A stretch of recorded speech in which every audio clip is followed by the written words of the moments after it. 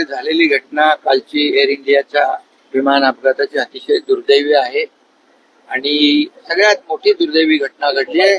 यामध्ये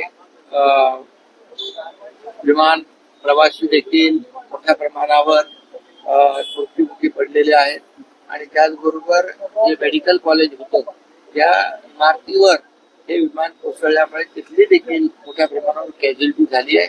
ही अतिशय दुर्दैवी आणि दुःखद वेदनादायी घटना आहे आणि स्वतः देशाचे प्रधानमंत्री नरेंद्र मोदीजी, गृहमंत्री अमित शहाजी अनेक सर्वजण त्या ठिकाणी स्वतः पोहोचलेत, आढावा घेत आहेत आणि त्याचबरोबर माजी मुख्यमंत्री विजय रूपानी यांचं देखील दुःखद निधन त्यामध्ये झाले आणि महाराष्ट्रातील देखील काही प्रवासी किंबहुना विमानामध्ये काम करणाऱ्या क्रू यांचा देखील दुर्दैवी मृत्यू झालेला आहे।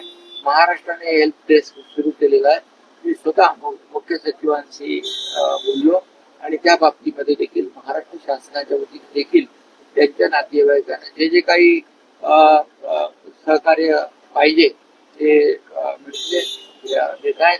मुख्यमंत्री महोदय स्वतः त्यामध्ये जातीत लक्ष घालून या ठिकाणी सर्व याच्यावर लक्ष ठेवून आहे।